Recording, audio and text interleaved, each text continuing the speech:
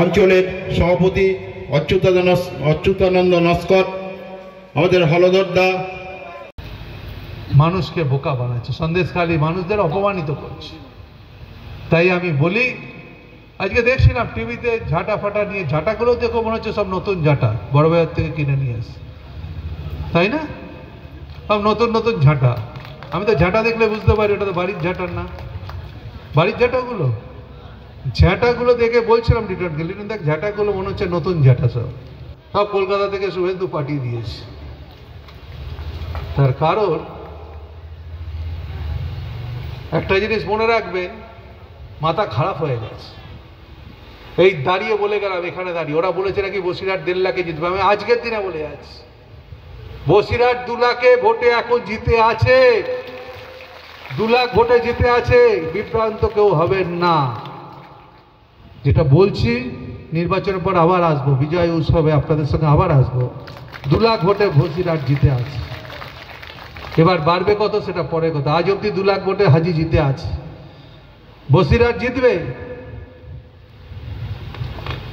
ও যতই লাফালাফি করুক, ওর মাথা ফাথা গেছে। সব শেখানো বলি। একজন মহিলা দেখছিলাম কি বলছিল একটু আগে, ওর গলার ভাষার সঙ্গে আপনাদের ভাষায় মিলই হচ্ছে না কিছু। আমি বললাম দেখ, ঝাঁটা ফাটা নিয়ে দাঁড়িয়ে আছে,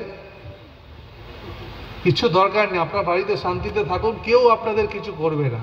সরকার আছে তো, এটা তো ইউপির সরকার না, এটা তো অন্য জায়গার মতো সরকার না, এটা বাংলার সরকার। মমতা ব্যানার্জি যার মুখ্যমন্ত্রী আছে, এটা বুঝবার চেষ্টা করুন। তাই আমি বলি, লড়াই করতে হবে, লড়াই করতে হবে। নিজেদের অধিকারকে, নিজেদের স্টাবলিশ শান্তিপূর্ণ জায়গাটাকে নষ্ট করতে দেবেন না। বিজেপি যেখানে গেছে সেখানে অশান্তি করছে। আজকে আসামে প্রায় 16 লক্ষর ওপর মানুষকে তারা ওই ডিটেনশন ক্যাম্পে তারা পাঠিয়ে দিয়েছে। আমি বলি, আপনাদের জন্য দিদি আছে, দিদি আছে, বাংলায় দিদি আছে। আমাদের অনুরোধ, আমাদের মধ্যে আমাদের সকলের প্রিয় দাদা চলে এসছে। আপনারা আমাদের আসন পাতা আছে, আসনে বসুন।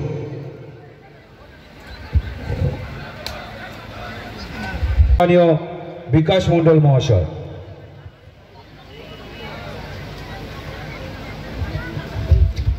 আজকের মঞ্চে উপস্থিত মাননীয় সুজিত বসু, আমাদের সন্দেশখালীর বিধায়ক সুকুমার মাহাতো, আমাদের সন্দেশখালীর 1 নম্বর পঞ্চায়েত। আমরা মানুষের মতো মানুষ হয়ে বাঁচতে পারছি। তারপরে আমরা দেখেছি আমাদের মাথার উপরে কোনো ছাদ ছিল না, 2 চালা ঘর নিয়ে, যেগুলো শুয়োরে বাস করে সেরকম ছোট ছোট খড়ের ঘরে আমরা বাস করতাম। বামফ্রন্ট ছোট ছোট ঘর দিয়েছিল। 7.5 পঞ্চায়েত সমিতির সভাপতি রৌফানকে স্টেজে আসার জন্য অনুরোধ করছি। এখন থেকে বাংলার আবাস যোজনায় আমাদেরকে ঘর দিয়েছেন। আজকের আমরা একটা নতুন চক্রান্তের শিকার হয়েছি, বিজেপির শোষণের শিকার হয়েছি। বিজেপি